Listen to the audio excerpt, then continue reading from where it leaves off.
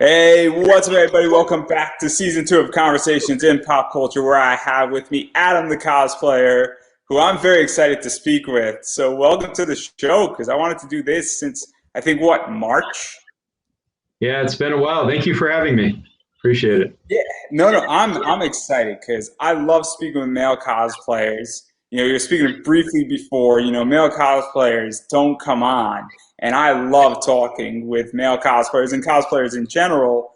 And so I think that's the best place to start is how did you get into cosplay? Because everybody has an interesting story. Sure. I think where mine started as a child, I was always into Halloween, and I was wondering like, why can't we dress up more than just one day out of the year? Like why can't this just be like normal everyday life? And then fast forward to I think it was about 2010. I went to a Comic-Con in El Paso, which wasn't in hindsight wasn't that great, but at the time I thought it was a good con because I'd never really been to one before. And I went as Wolverine. I heard it was a very simple cosplay, just like jeans, the tank top and then the claws. And then I did something with my hair. Back then I had more hair. And so, that was it. But I loved it. And I was like, this is like my kind of scene. And so then I started going to cons more regularly. My wife and I started creating pretty elaborate costumes for Halloween. We started getting into the actual art of creating costumes instead of just buying everything. And there's nothing wrong with buying things too. It's whatever works for the cosplayer. I don't try to judge, whether someone made it or not. It's just about having fun. And so for me now, what really has gotten me to this point is that I really enjoy making things, particularly out of like foam. I'm big into EVA foam right now, and so I want to just continue with that and grow my skills. Let's break this down a little bit Sure. because obviously I love talking inside baseball with a lot of things, and cosplay is one of the things that's super interesting. So, where do your ideas come from? Because you've done a bunch of stuff from DC, you've done some stuff with Marvel. So, It's really just characters I like. I go like the Punisher is one of my favorite comic book characters, and one that has sort of, unfortunately, like a slightly tainted reputation because of all the misuse of the Punisher, within the last 10, 15 years, the symbol and everything. But really, what the character stands for is fighting a system that doesn't work, one that's broken, and so that character always stood out to me. So I said, okay, I want to cosplay as the Punisher. And so I have these various versions of the Punisher that I like from the let's see, what is his name? The Chiquetto version, the drawing with the instead of the traditional logo, it has more like two of the teeth coming down. The Rucka version of that. Chiquetto was the artist. But then I also like the Netflix style one, the one that oh god, I'm drawing his blank. Drawing a blank here. Who's the guy who played him in the Netflix version? That was Bernthal, John Bernthal. Yeah. yeah. So really, I just find characters I like. Right now, I'm focused on some Star Wars stuff. I wanted to do a bounty hunter, but I wanted to do something that is pretty unique, and I'm still working on it. It's one that's not ready yet. But I thought, well, I want to be an alien, and what's a recognizable alien? So I looked at the Twi'lek species, the ones that have the little, I don't know what you call them, leku, I think they're called, that dangle from the back of their neck. So I actually thought, okay, I'm going to build this. It's out of latex, and it went horribly. It's not an easy build. So I ended up finding this guy in South America actually who makes them, and so I commissioned that to get from him, and I'm building everything else. But I wanted to get those. Anyway, I kind of ramble on this, but my point is that I choose characters that are unique but also exciting to me, and they sort of inspire me to work harder on the cosplay. And so to go off of that point, because you just mentioned a bunch of stuff that how do you go about finding materials is a big thing, because obviously you build a bunch of your cosplays now. Obviously commissioning something out is very interesting as well, because there's a whole set of rules, and not rules from the cosplay community, but rules that you have to figure out how to commission it, what to buy, what you Yeah, actually need commissioned out versus what you can do yourself. Also, measurements are big when you're commissioning things out. People sure. being reputable, and also balancing costs with it and making sure that it actually works. Because if you're dropping some serious money on a commissioned out piece, you don't want it to not work with what you're doing. And also saying, hey, who does this work? Because I don't know how many people do this characters, I guess, tentacles slash hair slash, whatever those things are called in Star Wars. I don't know how many people actually do that, and I don't know how many people are very good at it as well. So Sure. how do you find people to do that? How do you find materials, and how do you balance the entire cost of this? Because it can get very expensive very quickly. They can, and so there's a lot to cover there, but I'll start with cost. The way I keep my costs down is I don't do a lot of cosplays. I make about 2 or 3 a year on a good year. And some of them are less expensive. They don't require a lot of materials or a lot of purchasing, and some are more elaborate, like the Star Wars bounty hunter. The Leku itself, the headpiece was like 100 and something bucks, and I found this guy on Etsy. And another thing you talk about, well, how do you do this? How do you find someone to commission? It's a lot of research. It's just like anything else. You got to put in, a couple of hours at least, just going down the rabbit hole of finding who makes these things, reading reviews, seeing like the images, seeing like what you think is going to work for you, and then hoping. Really, a lot of it is just hoping it works out. That's an element of it. But to reduce some of that, I try to make as much as possible, because then I'm in charge of the quality and if it's going to work for my cost. As far as some of the items go, it depends on what you're looking for, but like for EVA foam, a lot of that you just find, I think on Amazon you can get some. There's a lot of places you can get it. I try to go to Michael's. Actually, Michael's had a really cool section for cosplayers. It had foam, it had like all sorts of tools and unique stuff. And I was like, oh, this is great. They're finally making cosplay a little more mainstream. And then I went there about a couple months ago and it was gone. So I guess it wasn't selling well, which is kind of disappointing. But anyway, there are places to go. You just gotta be vigilant and looking for it. And trusting a lot of stuff you're going to get online when you don't know the quality of it, unfortunately. Yeah, there's horror stories. And I'm sure COVID hasn't helped in some regards either, because I don't know if you know this, but in the comic world, there are countries that for all of 2020 were actually shut down and you couldn't ship into them. And that I've done a lot of international cosplayers, and like there were stories in Australia where they were not having foam and that things weren't happening, and finding materials was a nightmare. And so obviously there were things in the UK that were like that as well. And so how has that been with COVID and even finding materials and balancing all that stuff? Because in the US, I think it was a little bit different, where I don't think it was as bad as Australia or the UK was as far as finding materials. Yeah, I don't recall any problems getting materials necessarily.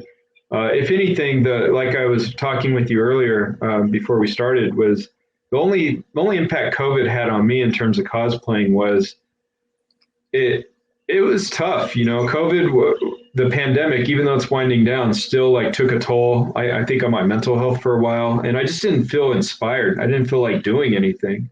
Watching TV was like a regular activity for me. And so being creative, like I was prior to the pandemic, it definitely had its like, peaks and valleys. And now things are stabilizing a little more and cons are coming back. I'm a little more inspired to jump in and work on some of these projects that I have. And so let's dive into some of this stuff here, because obviously I'm a DC guy. I love DC. I grew up reading DC, and you have a few DC cosplays out there. And so you have Batman, and not a Batman cosplay, but Scarecrow from Batman, from the Yeah. entire Christopher Nolan stuff. And I like it because you got the stack, obviously the tie, it's Jonathan Crane. I like the rope around Scarecrow's neck. It's a very nice touch. And so what was the inspiration for this cosplay? Because that Scarecrow is very different than the comic Scarecrow, and it's arguably the best Scarecrow that's ever been on television. Sure. I love the Nolan trilogy. Dark Knight Rises is not my favorite, but I still enjoy what the trilogy does. As far as choosing that Scarecrow, I always liked that character. I thought he was interesting. I used to watch the Batman animated series, and he was always a fascinating character. And so when I thought of, well, how can I bring to life a character that I enjoyed, but I'm also, at the time when I made this, I had to be realistic about my skills. Because really all I made for that was the cowl, the mask. And so, I bought the materials and I put it together, and I think it came out as good as it could at the time. I think I can do better now since, this was like 8 years ago or whatever. But my point is that when choosing cosplays, I always pick something that's maybe either slightly above my skill level or at my skill level. I know a lot of people like to challenge themselves and jump into really big projects. But I always take on something that I think is realistic for myself. I kind of know my limits, and I know what I can do, and I know what I can't do and what I need to improve on. For example, post-apocalyptic Waldo, that was a original creation. I had this idea of, what if I take Waldo and throw him into like Mad Max and see what he looks like? And at the time, I knew, okay, the best thing I can do right now is damaged foam. Because you don't have to have a precise hand with it. You don't have to have expensive tools. You can just have fun with it. So I made the shield, I made an axe, I made a staff, and it really came out the way I wanted it to, because it was within my skill set. I'm not saying to never go above your skill set, but I'm saying understand your skill set. Yeah. So give me 1 second. I'm going to turn on the light so people can actually see this. Like 1 second. Yeah, no problem. Because it's about to get dark, everybody. So I live on the East Coast. New Mexico. Woo.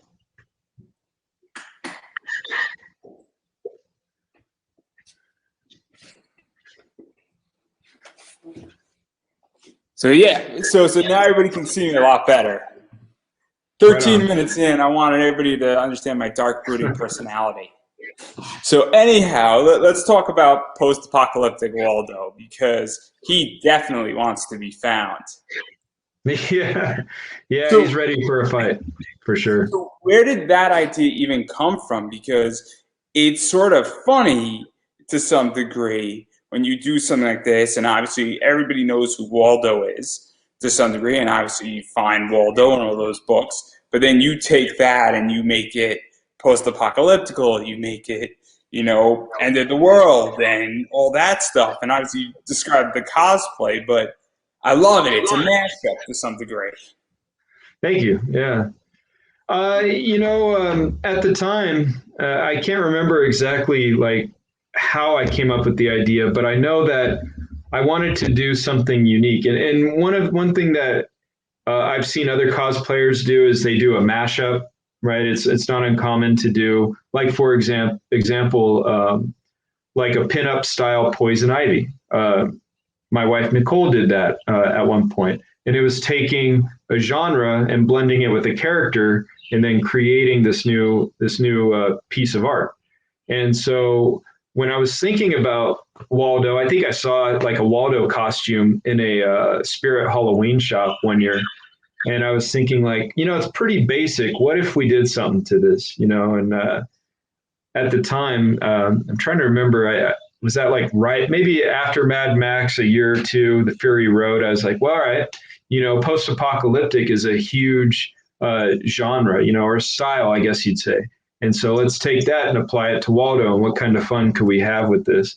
And the cool thing about post-apocalyptic styling is that you sort of tell a story with everything that's going on. Like you imagine Waldo finding these pieces along his journey, wherever he's going, and then applying them to himself. So that was sort of my inspiration.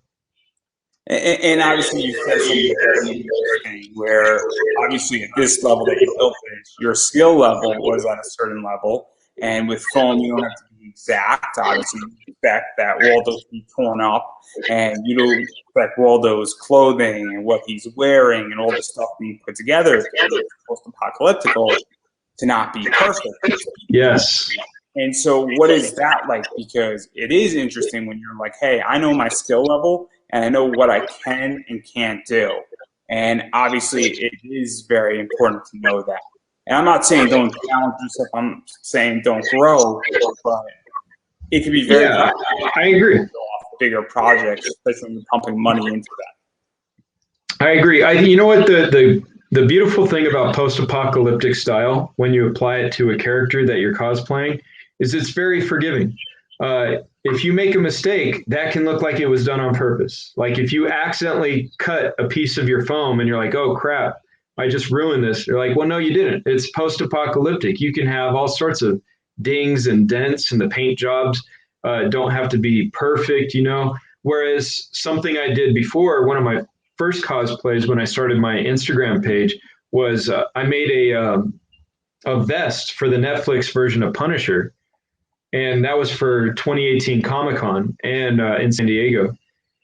And with that, I actually had to be very exact. And it was my first piece of foam work. And for what I did, I think it turned out all right. But that was not forgiving because it wasn't supposed to look all tattered and ragged, at least in that regard. The shape needed to have, it needed to look like it was fabricated in a factory or something. So it had to have a bunch of straight lines. It had to be glued just right. And to take that on as my first project, in hindsight, I was probably a little, I think it was a bit above my pay grade, really. I don't think I was able to make it as clean as I wanted to, whereas now I can probably get a little more exact. But again, post-apocalyptic style, you can have mistakes and it's forgiving. Yeah. And to even go further and talk about foam, foam is a lot lighter than Warbler and some other things out there.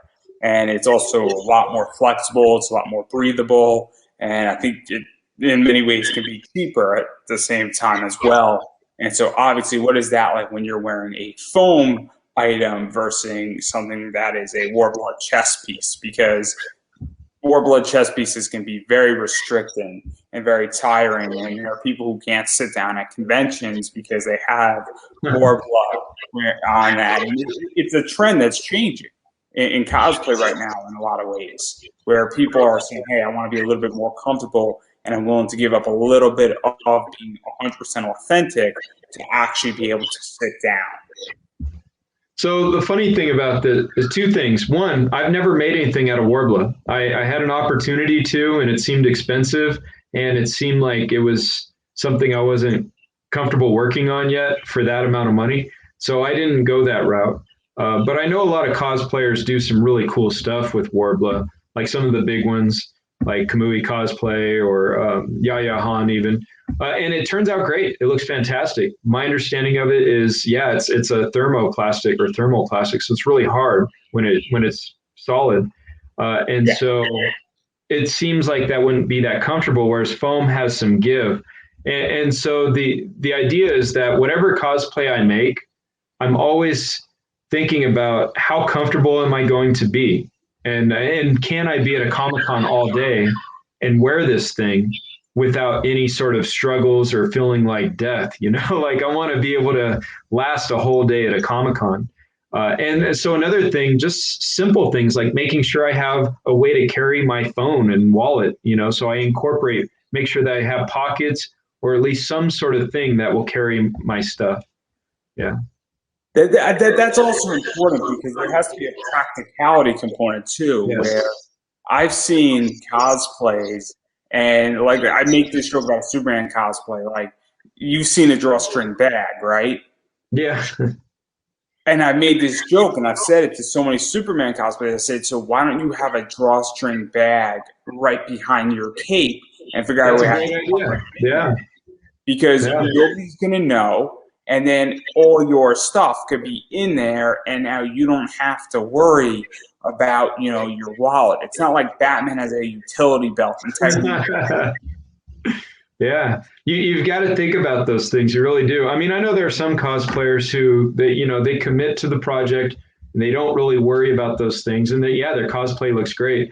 But practicality is a big one for me. I need to make sure that it won't kill me to wear it all day, and that I have places to put my stuff.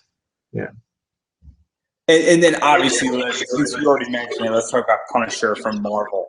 So obviously, we sort of spoke about the vest building, but what was the inspiration behind the Punisher and wanting to commit to the Punisher and that stuff? Because obviously, the Punisher is a key player in Marvel. Between the Netflix stuff that came out, obviously Civil War, where the Punisher steps up major, the fact that he had a crossover with Archie, Don't Ask, Don't Tell. But that's a whole different discussion for a whole different day. The Archie crossover. If I'm just saying, you know, Funny, I didn't even know that actually. I'm still confused. That's wild. I'm still confused. But obviously, what was that like that you had to do the Punisher? Because obviously, it is a sought after character. A lot of people do it, but you know, everybody has a different take on it. Yeah, for sure. What's funny is I'm not even a huge like firearm enthusiast or anything like that. You know, that's not my. I know some people like the Punisher for that reason. That's not my appeal. I think what drew me to the Punisher is similar to what drew people to Batman. Is that here you have someone who's going up against characters with powers. You know, someone who doesn't have powers themselves, but has to use their resources to make do and to try to make the world a better place. Now, the Punisher is a darker character because he kills the villains. And of course, you know, that can get kind of controversial. But at the end of the day, when I think of what makes the Punisher interesting, is that he's willing to fight these bad guys on their terms. You know, like he's going in against some really evil people and saying, "All right, it's time for your reckoning." You know, and whereas in a Spider-Man comic, he'll tie them up in the web and they'll be hanging from a telephone pole, and the cops will catch them. The only difference is in the Punisher's universe, the cops may be corrupt and let the criminals out, and then you have this cycle going again. And also, I think the Punisher has sort of this tale of not allowing the villains to bully you or to put you in a situation to where you can't fight back. But I think a lot of heroes do that too. So it's not totally unique to the Punisher. And then obviously this was very cool for you to build this cosplay because obviously the vest was very particular. And I think it's safe to say that this might have been a step above where your skill sets were at the time. And I'm sure that there was a bunch of growth that came out of that. I think is, and correct me if I'm wrong at any point. No, that's fair. In 2018 is when I first started working with foam. And the Punisher vest was my first project. Since then, I did want to get something more authentic. And there's JDS Props is a prop maker who makes movie quality props. And I really wanted to have one because I thought that, I'm happy with the vest I made, but I also want something to really showcase this character. So I did go ahead and get one from him. I haven't used that in a while, but it's nice to have. As someone who's 37 years old and I have a little bit of funny money, that I put away for these things, I pick and choose what I want to add to my collection. And so that was definitely one thing I added. I also got a lightsaber last year. I really wanted that for my collection. It was expensive, but it was worth it to me. So obviously we're talking about both those things. Obviously Disney is taking your money. So that's a safe assumption right there. But What is that like though, to have like real props and have that, and obviously you built something, so you understand the appreciation of building it, but then you're saying, hey, I want this as a cosplayer, and then I'm going to piece together parts of this and build parts of that, because I'm very open to the idea that you should commission out what you're not good at. I Absolutely. never built a logo in my life. My logo is standing up top in one of the corners. I didn't design that. I hired somebody to do that because I'm not an artist. I can speak, I can interview people, but obviously, what is that like to have something that is that quality?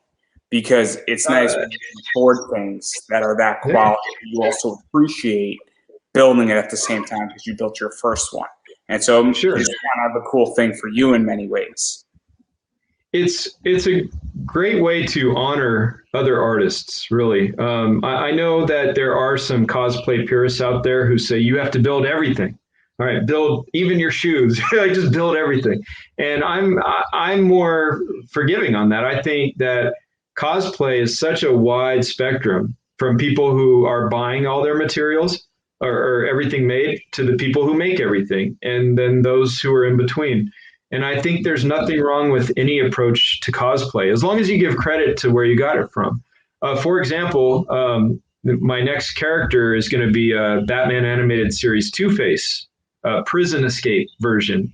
And so I bought some Zentai suits. I bought one that was like light blue, and I bought one that was like a kind of a tan color based on my skin tone. And I knew that I'm not a great sewer. My focus is more on props rather than actual clothing.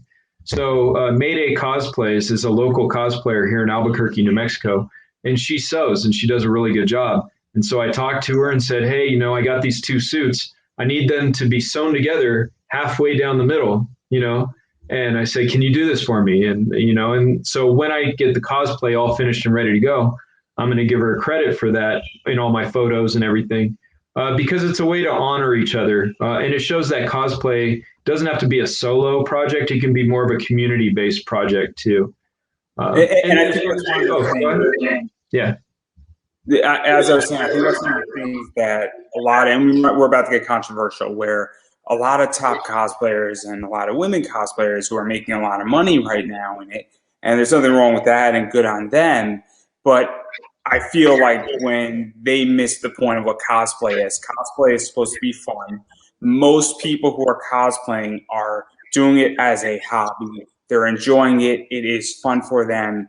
And I think that's something that has been a big problem in cosplay for quite a few years now.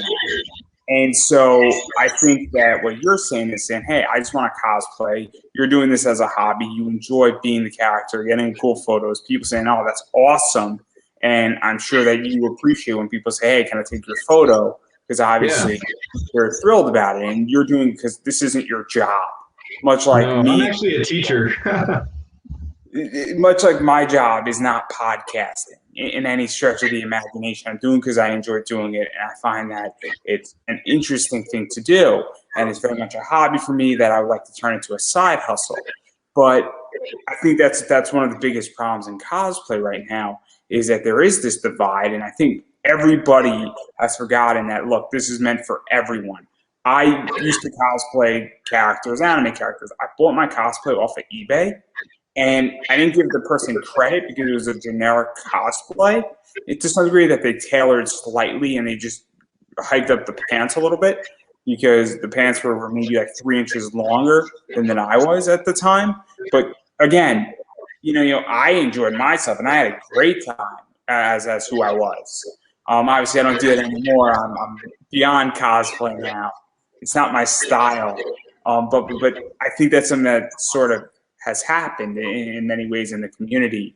And I think this is why I like talking to people who have less than 15,000 Instagram followers, because they're still in that fun element. Versus somebody who has 600, 800,000 followers, they are now a business. Yeah. There are some cosplayers who make it that big that I still really respect, and they can make a business out of it. Like I mentioned, Yaya Han or Kamui Cosplay. I don't know if I'm pronouncing that correctly, but these cosplayers, you know, they share the artwork and they can make money out of it. And you know what? If someone can make money off of cosplaying, good for them. You know, I don't I don't hate I'm a capitalist.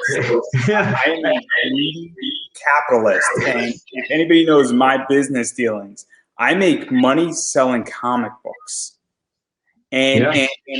I'm a comic book investor. I'm an alternative investor. So I cannot complain about people making money. That's not what I'm saying. But Oh yeah, I don't think you are. No, I know that. But here's what I will say, and I think what your point is getting at is that I think for some people, the further they get into the money making aspect of it, the less fun it seems. I mean, I can't speak on that because I'm not making money off cosplay. But if I was, it would no longer feel fun. You know what I mean? Like for example, last year, 2020, I didn't get a whole lot done. But if it was my business, I would have been forced to create this artwork that I really maybe didn't want to do. And so then the artwork suffers for it. And so I think that's the danger of monetizing cosplay is that now you're forced to take a piece of art and make it really just a money making product, you know. I would imagine that some of the people that even you respect and I enjoy what they do have been in that circumstance. I mean, if you look at Resident Evil 8 and that entire situation, what happened with that, it's complicated. But I don't want to dive too much into this because it's really controversial. And we're going down a rabbit hole that's not good. And obviously, I think I think it depends on the people. And there are people that I respect that have businesses, but they're also decent people beyond cosplay. And then there's just people just in every profession who are just not decent, but they're good at cosplays. And I think that's what it comes down to in a lot of ways is that where were you before and what type of person who you are is where I think it all comes down to with this. Yeah, for sure. And so obviously I do want to talk about the Punisher though, because you did Christmas Punisher too, I think. Yeah, I have a Christmas Punisher, and it's going back to like what I mentioned earlier about taking a character and putting a spin on them, and that can be fun. Yeah, there's something to be said for cosplaying a character exactly how the source material presents it, but there's also some fun in taking a character and shifting them into a different element. I love it. I went to a Christmas con in December, and it was I did a Christmas anime panel, and there was Christmas stuff going on, and there were some Christmas cosplays. It was in December. It was snowing in Washington D.C., and it was one of the most fun panels and cons I've ever been to. There was like half the people there, and it was amazing. And I love Christmas cosplays. I love Christmas comics in general. I find them to be fun. I find it to be funny. I like the campaigns that were involved in your Punisher thing. I like how he was sort of wearing a vest and he was obviously in a red shirt and he was like Santa Claus-esque. And so what is that like? Because you can't do that in the middle of July, but it's fun to throw that up in December. Yeah, it's kind of like, have you ever played Overwatch? Oh yeah, I love Overwatch. Yeah, it's like skins on Overwatch. They always come up with like these seasonal skins, and you have your base look, but then you can also like have fun every once in a while and mix it up. And then when the season's over, you go back to your other look or you go into a new one. But I view it kind of like that is like putting a spin on a character based on the season. It's just really like a new skin for that time period. Yeah. And then getting out of the Punisher, but staying in the dark element of things. SpiderMan Noir. Yeah, that's probably one of my favorite ones. Now, that's one actually where, trying to think about it, I didn't make anything for that cosplay. Like that is all like here's the only challenge there was I had to find different pieces that worked for me. But that's a challenge in its own right, and that's a skill set. This is something that I think people don't understand is that you can legitimately go, and I could go to 10 cosplayers and issue them a challenge, and they would all approach it differently. And you could have what I guess I'm going to dub here. I'm sure there's a better name for it, but almost a piece together cosplay where the challenge here is not to go build anything. You cannot sew anything. You cannot modify anything. Maybe you could cut something and do that. Maybe minimal sewing we could add in there, but you have to go find the hat. You got to go find the mask. You got to go find the jacket, and that's a skill set to find that stuff and also find it affordable. That's the key. So for SpiderMan Noir, I put a budget on it for myself, and I was thinking like, okay, I need to find pieces that work within my budget. I need to find things that are as close as possible to what the character actually looks like. It wasn't like a prefabricated costume. Everything was its own element that was sort of like picked from different stores and online retailers and slapped together. And at the end of the day, I'm pretty happy with how I did it. And again, this is one cosplay I didn't make a single thing for. I just went on a scavenger hunt basically and said, okay, I need to find these pieces. And so this is why I like it, because I didn't know if you made it. I didn't know if you made parts of it. Obviously, I was pretty sure you didn't make the hat. I thought that was a safe bet. If you did the hat, I would have been thoroughly impressed. I'm just going to throw it out there. But, or if you made the Rubik's Cube, that would have been great. If you made the Rubik's Cube, that was the only thing you made out of it. I actually could make a Rubik's Cube out of foam. It wouldn't be functional, but I could make a Rubik's Cube out of foam. But why? Here's the other question you have to ask yourself. Why spend that much time and money to make a Rubik's Cube when I can go buy one for $8? I don't know. It just depends on who you ask. I just saying it would have been really funny if you said I didn't make anything but the Rubik's Cube. You know what? I think maybe I should make a Rubik's Cube now, just to say I did. But I love it. It went to, obviously the joke into the Spiderverse is the Rubik's Cube with SpiderMan Noir. Oh, yeah. And obviously he's dark. He's like, I don't understand it, but I will. It is like the line. And then it's a great line. It's a great movie in so many ways. I happen to have an Ultimate Fallout 4 comic. I actually have 2 of them. No, they are not for sale. I am throwing that out there right now. And if they are for sale, you're going to pay like $1,200 a piece for both of them.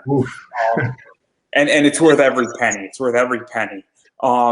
There's a comic debate going on with ASM, I think like 351 or 129, I should say, verse Ultimate Fallout 4, which is a whole debate. And if you go into a comic book group, it's like literally 9,000 posts and still going on. It's amazing. But obviously, how is this received? Because this is a very cool cosplay in a lot of ways. Thanks. Well, sorry, what's the question? I think I missed the question somewhere. So how is this received? Because received, yeah.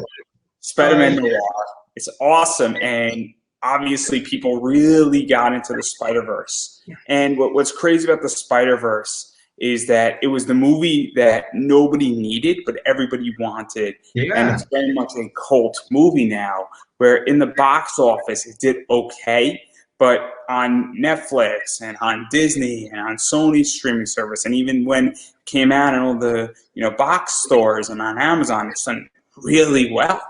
And it's crazy, and we're getting the sequel like in a year.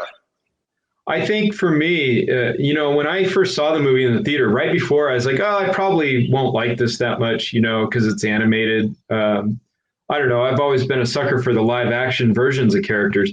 But then I saw the movie and I was like, this is fantastic. It had a lot of heart. It had a great story.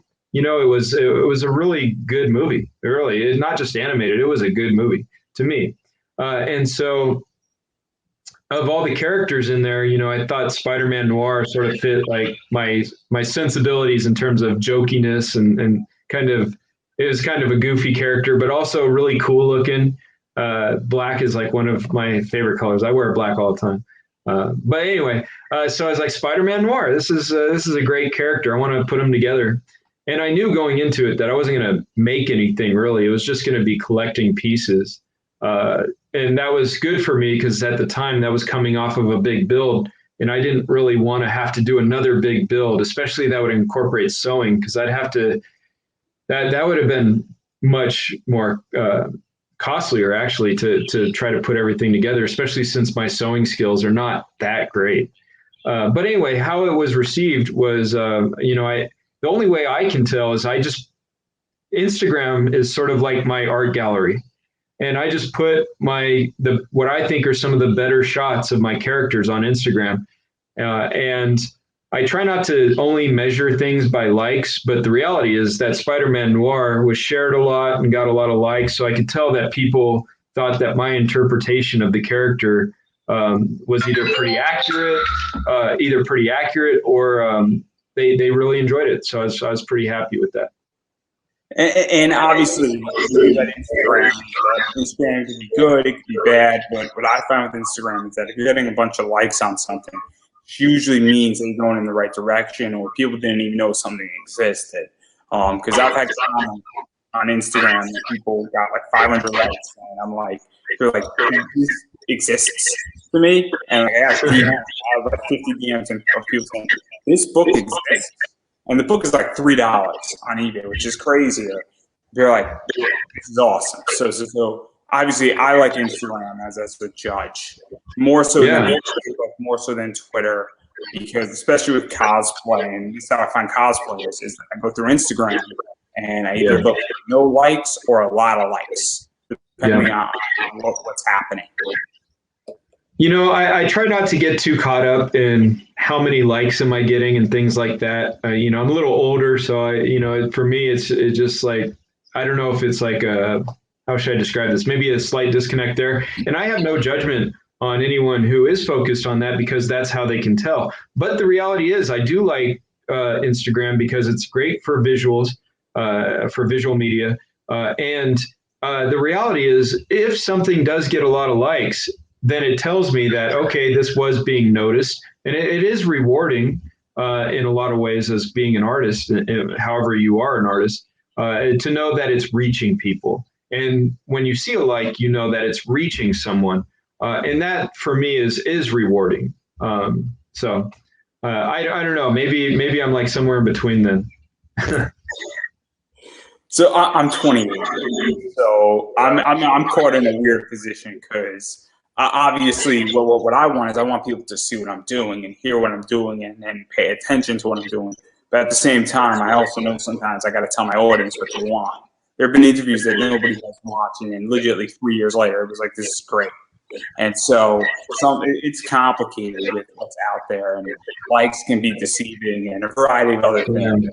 But obviously, I do want to stay on to the Spiderverse, because you did Peter B. Parker as well. And you did him. And that's kind of the image I use for Facebook in a lot of ways. So what was that? Because it gets complicated, because I don't know. There's certain photos, I'm not too sure if you're Peter B. Parker or if you're SpiderMan Noir, and there's a whole Spiderverse group and all that stuff too is in there. So I tried to put that in the description. So one of my friends,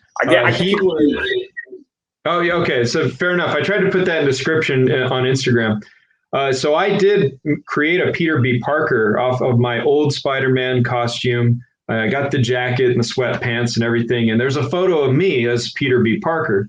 Well, I haven't done a legit photo shoot of that yet in that costume. But in the local Albuquerque cosplay community, some of us got together and did a Spiderverse shoot. And we needed someone to be Peter B. Parker. But I said, well, I want to be Spider-Man Noir. So I got one of my friends who is not a cosplayer, but kind of looks like Peter B. Parker, to wear essentially my costume and showcase it out there in those group photos. But I'm going to do my own Peter B. Parker here pretty soon, hopefully, because it's as an older cosplayer, I can relate, you know. And so what is that like for you to have a Spiderverse group? Because group cosplays can be very nice at a con. You even have one person's about to, people instantly get it. Especially, I mean, Spiderverse sells it real quick, but if somebody sees Peter B. Parker, they might not get that it's Peter B. Parker versus Peter A. Parker. I don't know if Peter Parker's initial is an A, but for all intents and purposes, obviously somebody might not get that it's you're Peter B. Parker, but if they see you as SpiderMan Noir, they're going to get it immediately. So what is that like, to have that bouncing off? And also, when there's 4 people playing from Into the Spiderverse, or there's Spider-Man and Gwen Stacy, or Spider-Man and Mary Jane, it creates a very different emotion and connection than just if Mary Jane or Gwen Stacy is walking around without a group. Sure. I think cosplay can be a very community-driven activity. And so I have the most fun when I am doing group activities with, like we're doing group shots, or maybe we go to a con as like a theme, like all of us Spiderverse people maybe get together on a Saturday at a convention. It's a lot of fun because you get the camaraderie of working with other people. And so for me, I would actually prefer to be part of a group as opposed to a solo character. But a solo character is fun too. Now, you mentioned something about being recognized, and that's true. I think cosplayers have to decide how recognizable they want their character to be. Are you choosing a character that everyone's going to recognize? Are you choosing something that only a specific subculture is going to recognize? Are you making your own original creation in which nobody may recognize, which is a gamble in itself? So for me, I try to choose characters that there's at least something that can be recognized. So take, for example, post-apocalyptic Waldo. Most people can identify what Waldo is or who Waldo is. I can't. I never found it. Yeah. So if I make him post-apocalyptic, maybe no one has seen that before. Yeah, I just got that. Maybe no one's seen him as post-apocalyptic before, but at least they know the base character of Waldo, and that's the key. And that's something that also I think is very important when you're doing a mashup, that there's some elements. So I have a friend, Labanak. Labanak does Christmas Ruby. So Christmas Ruby is Ruby Rose in a Christmas version. It's very recognizable because of the scythe, and there's elements of Ruby out there that you can see in Christmas Ruby. But then you could do something that is so far out that somebody's like, I can't think of an example. I'll throw an idea. You could do a mechanized version of My Little Pony that somebody might take them a minute or two to get. Yeah. Versus because it's now further out there, and that there's such elements that I think somebody would get a mechanized version of My Little Pony real quick. I think that's a bad example. I think the idea is that when you're doing stuff like that, though, because I've seen cosplays where people just didn't get it immediately, and then when you say, they're like, oh, I get it now. And so obviously it's very interesting, or even mashups where you're combining two characters together can be risky, or it could be somebody gets it immediately, like, oh, I get it completely. So it's very interesting in that regard. But I think post-apocalyptic Waldo, everybody gets it because they see the red pin stripe, which is the trademark of Waldo. Yeah, and that's the key, is that for me, if you're going to do a mashup or put your own spin on something, you've got to have something recognizable. I still want my character to be recognized immediately. I don't want them to have to sit there and scratch their head and be like, what was that I saw earlier? No, I want them to get it right away. And so in order to do that, you can't lose any of the core elements. Like Waldo still needs his cap. He still needs the striped shirt, still needs blue jeans, and then you can go from there. I have a friend who he wanted to do a gender bend on the MCU Scarlet Witch, Wanda. And he was giving me ideas, or he was sending me pictures of these ideas. And it was okay, but he didn't have the core element, which is that headpiece, that iconic headpiece that she wears. And I said, without that, no one's going to know that you're a gender bent, Scarlet Witch. So I think with any sort of unique interpretation of a cosplay, you have to have recognizable elements, or else it's just not going to be recognized. And that's okay, but you have to be understanding that your audience may not get it. And then obviously it sort of brings us into talking about Star Wars, because you're building a semi-original type cosplay. And there's a lot of people who do their own Mandalorian Mercs stuff, and a variety of other things, bounty hunters, obviously the Mandalorian. What is it? Alpha, Bounty Hunter Alpha just came out, or something like that in the comic realm. I have it. I have it in my room in my house right now. I just haven't read it yet. I'm a little busy, so I'm really unprepared here. But what is that like? Because Star Wars can be tricky in that way, because you have certain elements of Star Wars where somebody might not get what species you are. But if you have a certain type of helmet, for instance, they're going to be like, okay, you're a Mandalorian Merc, or you're a bounty hunter, or you're in the Star Wars universe. I don't know where you're in the Star Wars universe, but like, what is that like for you building that? Because if you have a particular type of gun, there's and I know you're not a gun enthusiast, but there is a difference between a Star Trek gun and absolutely. a Star Wars gun. There's a big difference. Very true. Very true. So what is that like when we're dealing with that? So this idea that I have, this concept of the Twi'lek bounty hunter, I know that this is probably going to be one of my least recognizable cosplays, because number one, it's not a specific character. It's a generic version of an alien species that's within Star Wars. And number two, only Star Wars fans are really going to know what a Twi'lek is. And so anybody who's seen Star Wars or is a Star Wars fan will recognize the iconic headpiece for sure. But then they won't know which character it is because I made up the character. And so that's always a gamble when you're a cosplayer. But here's the trick.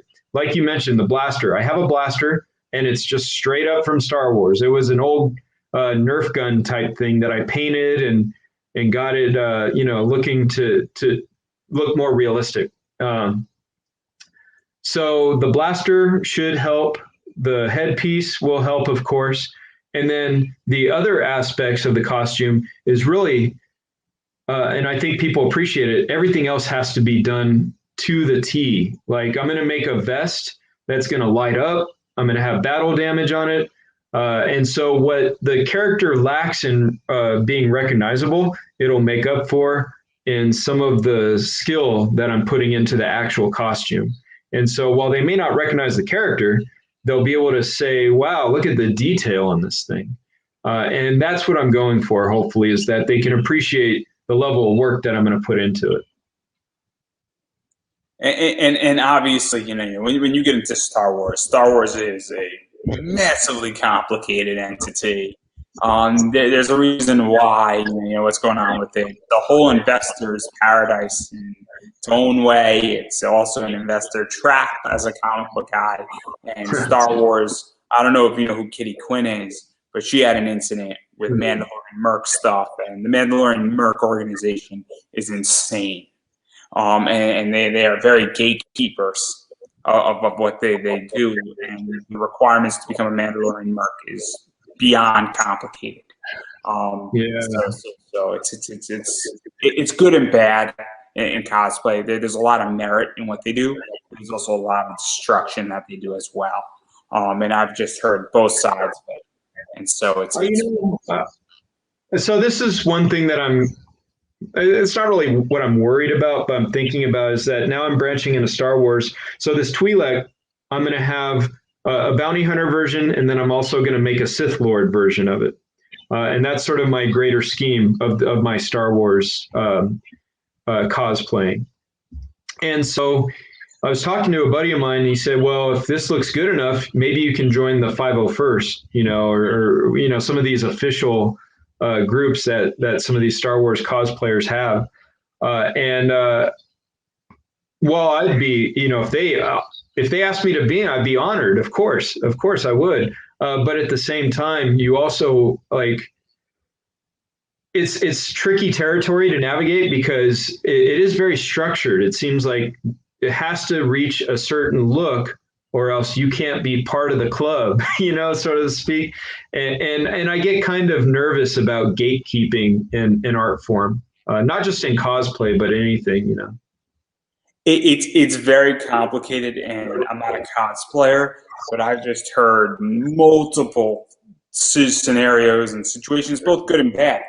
And personally, I have no stake in it, and I'm the first person to say it, but given that I've been interviewing cosplayers for the last almost 8 years now, And what I've heard, what I know about the industry, it's beyond complicated in its own right. So it is very tricky.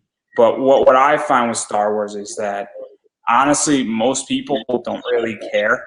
It's just that those groups are very, very specific on what they want, and they hold you to a T, and they kick out members left and right when things go aware.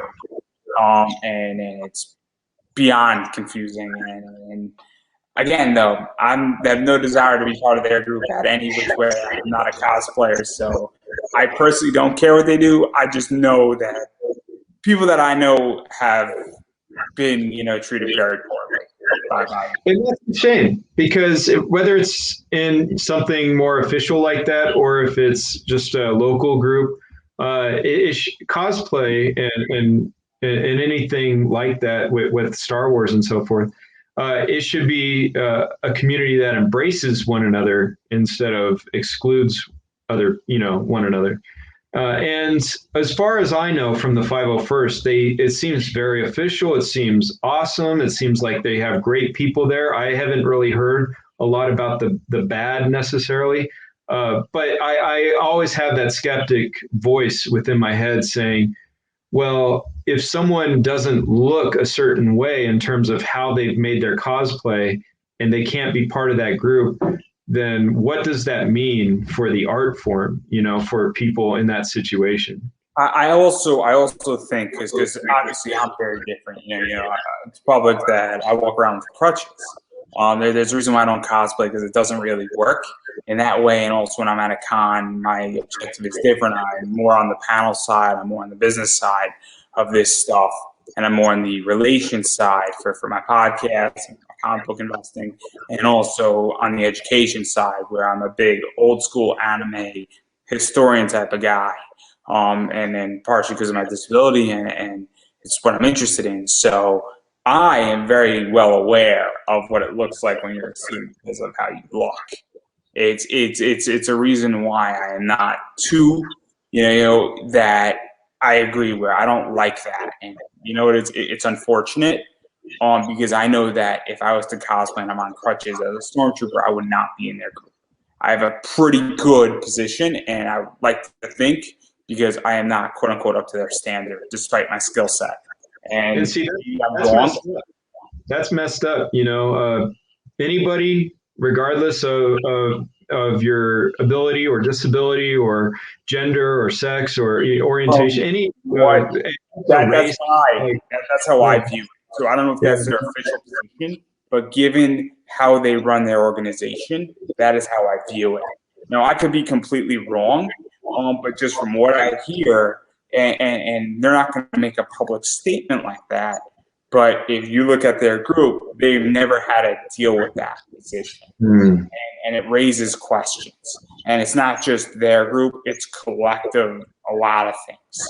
And I like to think that in 2021, and I've seen cons make a lot of changes on how they run and how they are, being more and more accepting. But at the same time, it's very concerning in that regard. But and I don't like gatekeeping. Absolutely. I come from a position of privilege, in a lot of different ways, and I understand that, and I think that cosplay should be a safe community where inclusiveness is the key. If someone wants to cosplay, then they should be able to do it, and they should be embraced regardless of anything. Any factor you can think of, they should be embraced. That's the way I view cosplay. I don't even view it from a position of privilege. I view it that if somebody builds a cosplay that is not their best work, but it's their first work, they should not be ridiculed. Rather, they should be uplifted. It's one of my biggest complaints about 2020, and partially why I got into doing this and started interviewing cosplayers, especially people with less than 15,000 Instagram followers, is that a lot of the big names all throughout 2020, and I'm about to get controversial again, a lot of them just shut down for 6 months. And I'm saying to myself, like, if you're a leader in this sector, You should be out there fronting cosplay when every con is shut down, when people are legitimately suffering. People use this as an escape. People use this as therapy. And there was a bunch of people that didn't come out and didn't deal with the problem.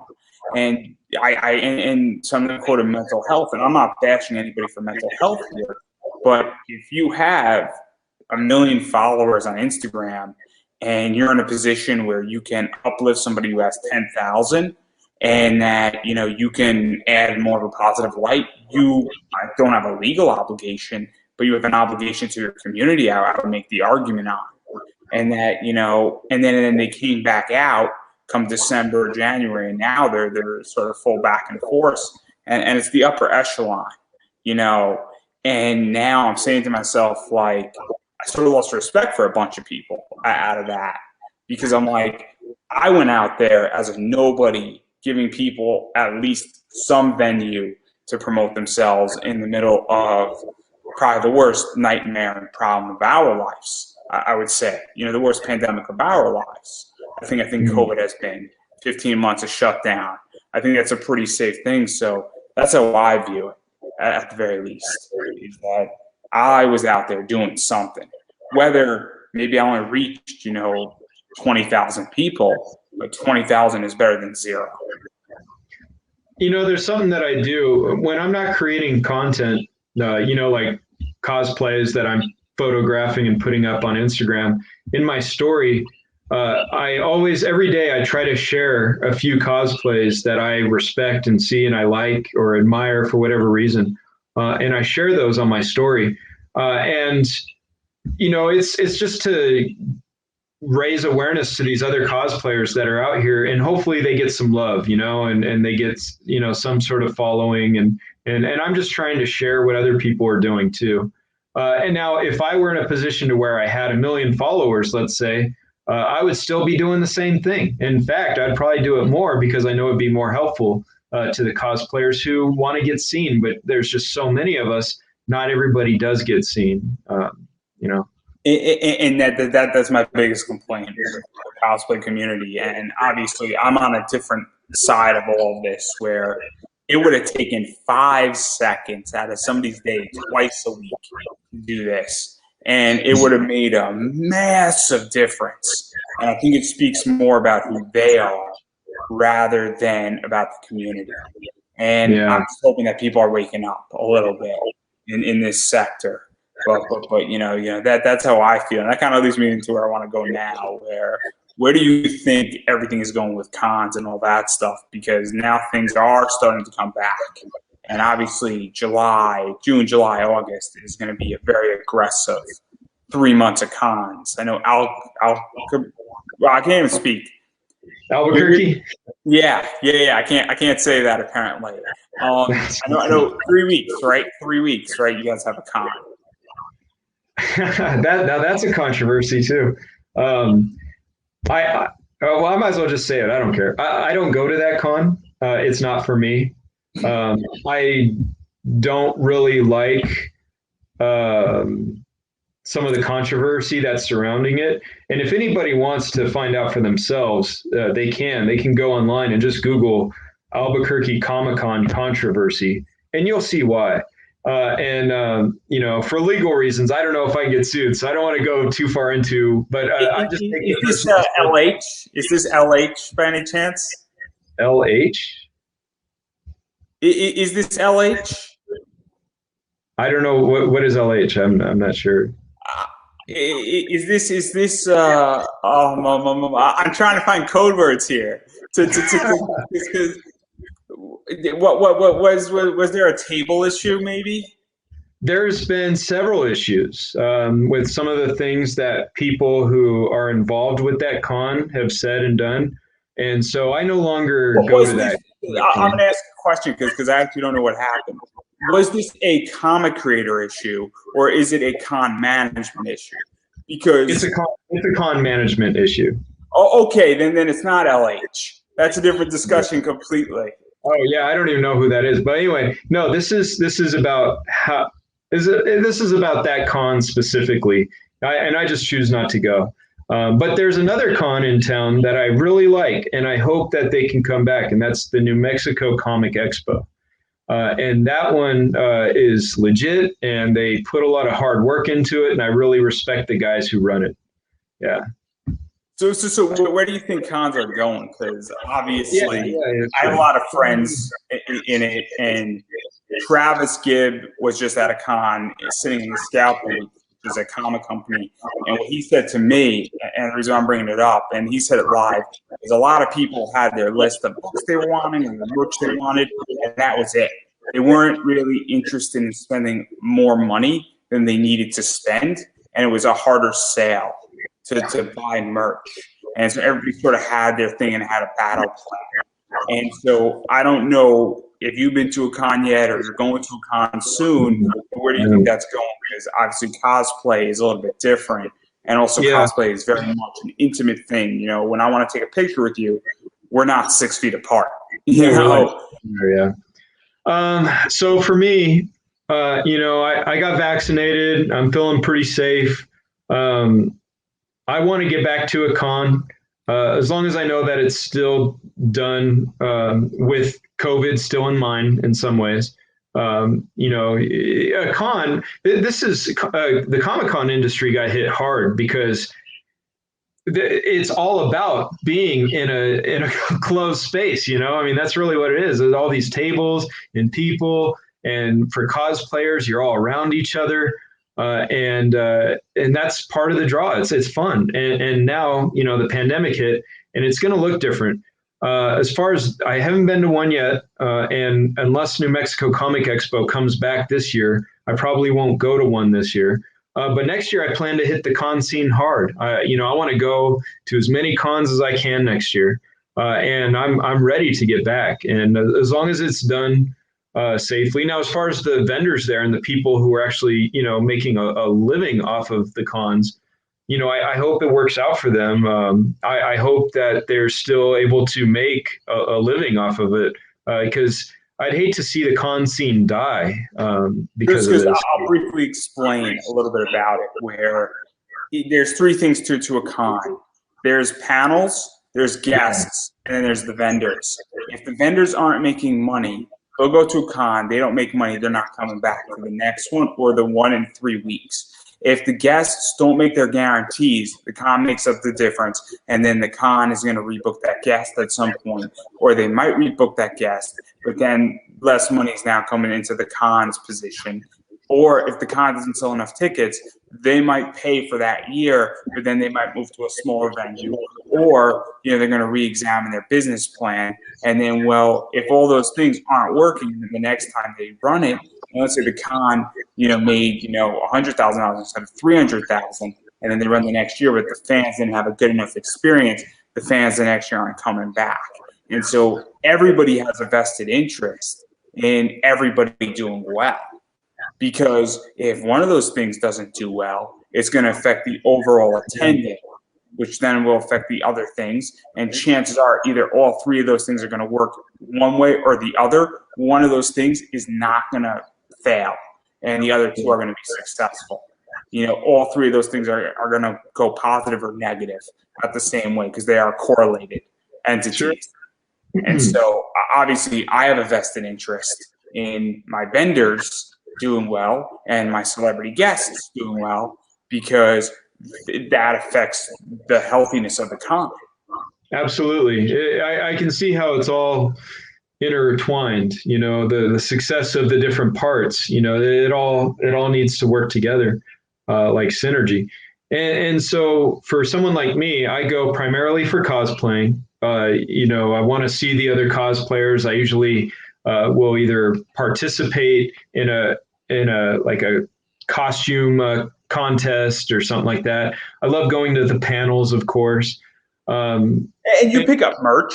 Everybody does. I pick up merch, but I don't pick up as much as some of my friends do. My friends will buy a lot, and I usually try to limit myself to like $100, you know, because I need to, or else I'll go too crazy in there. I'll get too much. But even the idea of you buying food and other things at a con, it feeds into it. You don't realize how much money people spend. And people, you know, you go to a con just like that, you're spending 150 bucks, 200 bucks, just like that. And even that extra $25 you're spending has a whole economic consequence. I'm not an economic major. I just happen to like economics. And I know all about con economics. There's an article up on my website where your ticket goes to. And when you buy a ticket to cosplay, that covers a lot of different things. And if you were to actually piece out your ticket, it goes to about 13 or 14 different things. And so when you're spending $90, you have to divide that into 14 bucks times whatever's going on, and it's a whole economic, rabbit hole. But it's super fascinating when you understand it. And so obviously, and this is something that I think cosplayers don't understand, is that just because you're cosplaying doesn't mean that you want the vendor to fail or the guest to fail. And people might just go for cosplay, but you want that guest to do. If their guarantee is 50,000, they're going to do 100,000, because that means the con is healthy and your environment is healthy to continue to do what you want to do. Absolutely. And so when New Mexico Comic Expo, first, they only had one so far, it was in 2019. I was sharing that event to everybody, not even just cosplayers, but to anybody, because I don't know the economics of it, but I do know that if they have low ticket sales, then they're probably not going to be around, And so I wanted this con to really build, because I think it can offer something really exciting to the city of Albuquerque, which isn't a huge city, when you put it in comparison to other parts of the U.S. But for New Mexico, it does all right. And so I was hoping that it would stay a strong con, and I think it will. But COVID set it back a little bit. And so obviously, I'm sure we could talk about COVID for the next hour easily, but I don't want to do that because I think we're turning the corner. But, yeah, I think so too. But I do want to give you an opportunity to self-promote yourself. So obviously, where can people find you? Social media, things you're going to be at, Twitter, all that good stuff. Sure. So really, it's only at Adam the Cosplayer, just like how my name is on the screen there, Adam_the_cosplayer on Instagram. That's the only place I really devote to cosplay. I also focus on writing, but that's more on my Twitter. And then Facebook is just whatever. I don't even know anymore. So cosplay, you just go to my Instagram, everything's there. I share cosplayers every day in my story. I post pictures that I have. I haven't done something in a while. I think the last one was the Spiderverse shoot. But more to come. There's going to be some Star Wars stuff on the way. You're a DC fan, so my Two-Face animated series is coming soon. And then the con scene, I should be pretty heavy into it next year. I'm saving a lot of money this year so I can buy all the tickets next year to go to a ton of cons. Yep. And so on that note, and I've been saying it with every interview, you have to support indie. And what that means is that you have to, if somebody has a Patreon, buy me a coffee, a PayPal link, a Cash App link, you have to support them economically. I think you have to buy me a coffee, right? I have a coffee on there. I have yet to have a coffee. No one has bought me a coffee yet. But I made that thing so long ago. But the reality is I am a teacher, so I don't have a ton of money to devote to cosplay. So every little bit does help. If anything, it adds more foam to my arsenal. So obviously one of the things that I've been saying, and I'm going to reiterate it again because it is super important, is that if you like somebody, you have to support indie. And what that means is that if they got prints, buy me a coffee, Cash App, PayPal, all that stuff, foremost, because that goes a long way. But even going further off of that, and COVID has hit a lot of people economically. I personally have shored up a lot of assets of my own at this point because of COVID, and I'm also being very selective on how I spend my money, and I've done it for the last year because while we are turning the corner, things aren't out of the woods yet. That's right. Yeah. There's a lot of stuff coming down the pipe that is the unknown. And it is better to be safe. And so obviously I don't want anybody to go into debt to go buy you a coffee. Please take care of yourself, your house, pay your rent, your mortgage. Super important to do. If you have debt, start paying that down. Wife, girlfriend, boyfriend, husband. Make sure your significant other is taken care of as well. Also, if you have kids, make sure they're taken care of. Make sure your pets are taken care of. Make sure you have electricity, food, water, shelter, all that stuff. And also make sure you have some money for the next month, because that is, as I say, we are not out of the woods yet. It is a long road to getting onto higher ground in my viewpoint. And it's also the unknown, as I stated. And, you never know. So obviously, if that's the case, you should be following people on Instagram, Twitter, Facebook. And also, you should be liking people's posts on Instagram. It legitimately is a click of a button, costs you nothing, and it actually means something. Because it affects the algorithm. It also lets people know that if you like their cosplay, they're going in the right direction. And also commenting means something, because it obviously makes them feel good. And also, it helps the algorithm on Instagram. So on that note, I'm going to give you the final word. Well, I just want to thank you, Andrew, for having me, and I really appreciate it. I think that this has been a really cool experience. I've never done one of these interviews before, and this was fantastic. You set the bar like way high. But yeah, this was fun. It really got me to think about cosplay and just everything involved with it, and I really appreciate what you're doing for artists. Well, I am thankful that you came on, because as I said, I wanted to do this in March, and obviously I was waiting for I think your semester to end, and obviously that's where we are. And so on that note, I believe that is a wrap. Cool. Thank you very much.